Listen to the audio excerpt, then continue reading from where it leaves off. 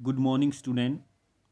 आज हम कुछ देखते हैं महत्वपूर्ण क्वेश्चन सामाजिक न्याय के बारे में। पहला क्वेश्चन है सामाजिक न्याय क्या है। सामाजिक न्याय, न्याय शब्द को इंग्लिश में कहते हैं जस्टिस, और जो जस्टिस शब्द है वो लैटिन भाषा के जस शब्द से निकला है, जिसका अर्थ होता है बंधन अथवा बांधना। तो न्याय शब्द से अभिप्राय हुआ जिसके द्वारा एक मनुष्य दूसरे मनुष्य से जुड़ा हुआ है, उसे कहा जाता है न्याय। न्याय की भाषा का संबंध इससे है कि एक व्यक्ति दूसरे के साथ नैतिक, सामाजिक, आर्थिक, राजनीतिक कानूनी संबंध से है, इस प्रकार से जुड़ा हुआ है। तो इसमें प्रोफेसर मोरियंस ने कहा है कि न्याय मान्यताओं और प्रक्रियाओं की वह प्रणाली है जिसके माध्यम से प्रत्येक व्यक्ति को वो सभी अधिकार और सुविधा दी जाएं जो समाज के द्वारा मान्य हो। और प्लूटो के द्वारा कहा गया था न्याय वो गुण है जो अन्य लोगों के मध्य सामंजस्य स्थापित करता है। यह हम पहले पढ़ चुके हैं। चलिए हम आगे देखते हैं सामाजिक न्याय का क्या अर्थ है। सामाजिक न्याय होता है जहाँ पर समाज में रहने वाले सभी व्यक्तियों को समान समझा जाए। मनुष्य के परंपरा सामाजिक संबंधों को किसी प्रकार का भेदभाव ना हो। तो मनुष्यों के साथ जाति, धर्म, लिंग के आधार पर भेदभाव नहीं होना चाहिए। सामाजिक समानता सामाजिक न्याय का आधार होती है, जहाँ ये चीज़ें हमें पहले पढ़ चुके हैं। तो इसमें कुछ ने डेफिनेशन दी है। जैसे पहली दी है लोस्की ने, सामाजिक न्याय का अर्थ है समान सामाजिक अधिकारों का अस्तित्व।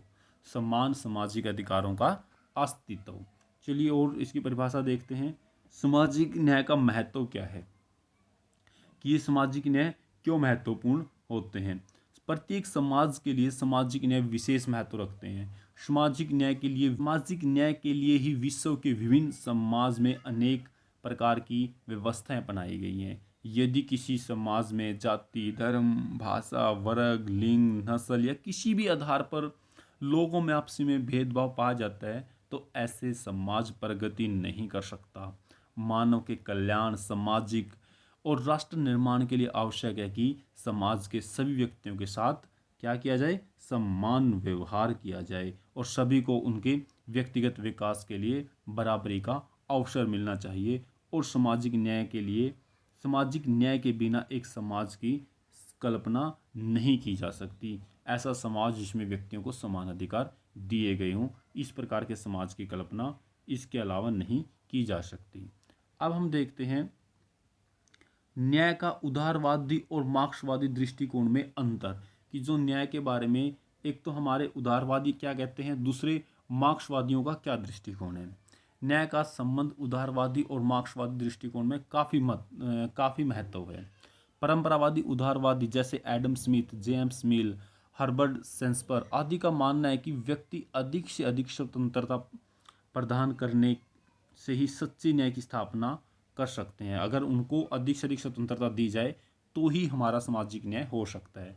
वो स्वतंत्रता को न्याय की सर्वोत्तम गारंटी मानते हैं कि अगर व्यक्ति को आप स्वतंत्रता दोगे तभी के अंदर न्याय होगा। आधुनिक उदारवादी जैसे टी.एच. ग्रीन, होबल हाउस, लोस्की आदि ने कहा है कि राज्यों को समाज में व्यापक राजनीतिक और आर्थिक सामाजिक असंतुलन को दूर करना चाहिए। जिसके अंदर जो समाज के अंदर असंतुलन फैला हुआ है, आर्थिक असमानता फैली हुई है, इनको दूर करना चाहिए। राज्य द्वारा नागरिकों के लिए रोजगार, वृद्धा पेंशन, सुरक्षा, बीमारियों के विरुद्ध बीमा, महिलाओं को प्रस्तुति लाभ की सुविधाएं आदि उपलब्ध करवानी चाहिए। तो उदारवादी मानते थे कि राज्यों को अधिक से अधिक कल्याण के कार्य करने चाहिए। इसके विपरीत मार्क्सवादी विद्वान मानते हैं कि राज्य शोषण का एक साधन है। जो राज्य है वो शोषण का एक साधन है। न्याय की स्थापना तभी हो सकती है जब राज्य को समाप्त कर दिया जाए, एक वर्ग विहीन, राज्य विहीन समाज की स्थापना की जाए। ऐसे समाज में नागरिकों को उनकी अक्षमता के अनुसार काम लिया जाए और आवश्यकताओं के अनुसार वर्तनी प्रदान की जाए। मतलब यहाँ बताया गया है कि किसी भी एक वर्ग और समाज को महत्व ना दो, उसमें महत्व दो एक व्यक्ति की योग्यता को। जिसमें हमने हमारे नोमेरिकल कंसेप्ट को पढ़ा था सामाजिक न्याय में। तो मार्क्सवादी नोमेरिकल इफेक्ट के ऊपर काम करते हैं कि उनको नंबरिंग दो, कि अगर एक व्यक्ति है तो पूरा समाज को एक गिनो और जो व्यक्ति योग्य है उसी को काम दिया जाए। इस प्रकार की मान्यता मार्क्सवादियों के द्वारा यहाँ की गई थी। अब हम देखते हैं न्याय की धारणा ही स्वतंत्रता एवं समानता से मेल स्थापित करती है, कि जो न्याय है तभी जो हमारा न्याय है वही स्वतंत्रता और समानता स्थापित कर पाएगा। इस प्रकार की धारणा किस प्रकार से सही है? न्याय का स्वतंत्रता और समानता से गहरा संबंध है। न्याय स्वतंत्रता और समानता के अधिकारों में सामंजस्य और समन्वय स्थापित करता है। यदि स्वतंत्रता और समानता के अधिकारों पर न्याय की दृष्टि से तर्कसंगत प्रतिबंध न लगाया जाए तो समाज में अशांति, अव्यवस्था और असंतोष फैल जाएगा। और न्याय का स्वतंत्रता और समानता से इतना घनिष्ठ संबंध है कि न्याय स्वतंत्रता और समानता का आधार है, तथा स्वतंत्रता समानता न्याय के आधार हैं। न्याय समाज के सामाजिक मूल्यों से संबंधित है और आज का स्वतंत्रता और समानता को भी सबसे अधिक महत्वपूर्ण माना जाता है। सबसे अधिक महत्वपूर्ण सामाजिक मूल्य समझा जाता है। जिस समाज में स्वतंत्रता और समानता ना हो उस समाज को न्यायविहीन समझा जाता है। इतिहास इस बात का साक्षी है कि न्याय की मांग का आधार ही स्वतंत्रता और समानता रही है। चलिए आगे देखते हैं स्वतंत्रता तथा न्याय में आपसी संबंध किस प्रकार है। समानता न्याय के सिद्धांत का महत्वपूर्ण विशेषज्ञ है। न्याय के सिद्धांत के अनुसार प्रत्येक व्यक्ति के लिए विकास के समान अवसर प्राप्त होने चाहिए। किसी व्यक्ति के साथ जन्म, धर्म, जाति, किसी भी अन्य सामाजिक, आर्थिक और आधार पर कानूनी कोई भेदभाव ना किया जाए। सभी व्यक्तियों को कानून की सुरक्षा प्राप्त हो। साथ ही उनके प्रत्येक व्यक्ति को अपनी रोजी रोटी के लिए उचित अवसर और साधन उपलब्ध हों। मनुष्यों के द्वारा मनुष्यों का शोषण ना हो और आर्थिक असमानता को कम से कम स्तर पर लाया जाए, तभी हमारा समानता और न्याय में आपसी संबंध महत्वपूर्ण लाया जाता है। आगे हम देखते हैं कि जो न्याय के दो आयाम हैं उनका वर्णन करते हैं कि न्याय के दो आयाम कौन कौन से हैं। पहला हम देखते हैं, पहला आयाम है न्याय का कानूनी पक्ष। कानून न्याय का अर्थ होता है कि कानून को सबके साथ समान व्यवहार करना चाहिए। कानून को किसी के साथ भेदभाव नहीं करना चाहिए। कानून चाहे किसी प्रकार के गरीब अमीर व्यक्ति के साथ हो, लेकिन उनके साथ समान व्यवहार करे। और न्याय का सामाजिक पक्ष क्या है? न्याय का सामाजिक पक्ष है, न्याय के सामाजिक पक्ष में सीमित और व्यापक अर्थों में लिया गया है। सीमित अर्थों में सामाजिक न्याय का अर्थ है व्यक्ति के व्यक्तिगत संबंध में व्यापक अन्याय का सुधार हो।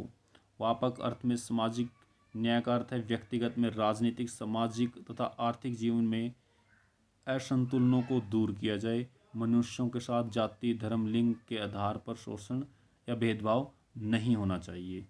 ये हमारा सामाजिक न्याय है। अब हम देखते हैं आगे न्याय की उदारवादी और मार्क्सवादी अवधारणाओं में अंतर। ये हम ऊपर कर चुके हैं। उदारवादी क्या है और मार्क्सवादी धारणा क्या है। अब हम देखते हैं संरक्षणवादी भेदगण क्या है। यह ठीक है कि सामाजिक न्याय की धारणा यह मांग करती है कि किसी भी व्यक्ति के साथ किसी प्रकार का भेदभाव ना किया जाए, किंतु सुरक्षित भेदभाव के बगैर सामाजिक न्याय की प्राप्ति लगभग असंभव है। सुरक्षित भेदभाव के द्वारा इन लोगों में समानता की स्थापना संभव हो सकती है। हमारे अपने ही देश का उदाहरण हमारे समक्ष है। भारतीयों का एक विशाल भाग निम्न श्रेणियों से संबंध होने के कारण अमानवीय व्यवहार होता रहा है। मतलब अगर हमारे पास बहुत ज़्यादा संख्या है और हमारे पास न्याय की मांग ज़्यादा होती है तो उसको न्याय को बचा के रखना बहुत ज़रूरी होता है। इस भेदभाव के परिणामस्वरूप इस कथित निम्न श्रेणी के लोगों को सामाजिक, आर्थिक और राजनीतिक न्याय के प्रत्येक क्षेत्र में प्रदान की गई है। समानता की अवसर की समानता, राजनीतिक समानता का क्या महत्व हो सकता है? समानता को संभव ही बनाने के लिए सुरक्षित भेदभाव का सिद्धांत अपनाना जरूरी होता है। मतलब संरक्षणकारी भेदभाव होता है कि जहां हमारे अधिकारों की रक्षा, हमारे कानूनी अधिकारों की, हमारे नैतिक अधिकारों की रक्षा की जाए। इस सिद्धांत का अर्थ है कि कमजोर वर्ग और पिछड़े लोगों के लिए कुछ ऐसी विशेष सुविधाएं और रियायत प्रदान की जाएं जिनका लाभ उठाकर वो लोग समाज के अन्य वर्ग के समान कार्य कर सकें और अपनी सुरक्षा बनाए रख सकें। इस सुरक्षा के भेदभाव के सिद्धांत को ग्रहण करने से ही भारतीय पिछड़े वर्ग और अनुसूचित जाति श्रेणी के लोगों को विकास के योग्य बनाया जा सकता है। इसे सुरक्षित भेदभाव का सिद्धांत समानता के सिद्धांत का उल्लंघन नहीं है, परंतु यह असुरक्षित भेदभाव समानता के सिद्धांत के साथ क्रियान्वित करने में संभव ज़रूर है कि इसके साथ काम करता है, कि इसमें कोई भेदभाव नहीं है कि उनके साथ भेदभाव किया जा रहा है, लेकिन उनकी सुरक्षा की गारंटी जरूर देता है। ये होता है हमारा संरक्षणकारी भेदक न्याय। आगे है हमारा लैंगिक न्याय से क्या अभिप्राय है, कि इससे प्राय कि जहाँ किसी भी व्यक्ति के साथ, महिला के साथ लिंग के आधार पर भेदभाव ना किया जाए, कि वो महिला है वो पुरुष है, पुरुष को ज़्यादा पैसे दिए जाएं, महिला को कम पैसे दिए जाएं एक ही काम को करने के, इस प्रकार का भेदभाव ना हो, उसे कहा जाता है लैंगिक न्याय। आगे सामाजिक न्याय से क्या अभिप्राय है, हम सामाजिक न्याय पढ़ चुके हैं, जिसमें हर एक समाज में हर एक व्यक्ति को सम्मान समझा जाए। तो भारत में नागरिकों को समान न्याय किस प्रकार से दिलाया जा सकता है, तो हम इसको दिलाने के कारण देखते हैं। पहला है हमारा, सामाजिक न्याय की प्राप्ति के लिए आवश्यक है कानून की दृष्टि से सभी लोगों को समान समझा जाए। अगर हम सभी व्यक्तियों को समान समझेंगे तभी हमारे समाज के अंदर उनको एक सामाजिक न्याय मिल पाएगा। समाज के किसी भी वर्ग अथवा व्यक्ति को रंग, जन्म, वंश, जाति के आधार पर विशेषाधिकार प्राप्त नहीं होना चाहिए। किसी व्यक्ति को किसी विशेष वर्ग में विशेषाधिकार ना दिया जाए। सामाजिक न्याय की प्राप्ति के लिए जाति प्रथा को समाप्त करना आवश्यक है। जाति प्रथा खत्म की जाएगी, जाति के अनुसार वर्ग बांट दिए गए उनको ना हो। पिछड़े वर्ग के लोगों के विकास के लिए कुछ विशेष सुविधाएं देनी चाहिए। सामाजिक न्याय की स्थापना के लिए आवश्यक है कि सभी को, नागरिकों को समान अधिकार प्राप्त हों, तभी हमारे पास सामाजिक न्याय को दिलाया जा सकता है, तभी हम एक समाज के अंदर सामाजिक न्याय की बात, ये धारणा लागू कर सकते हैं। Thank you.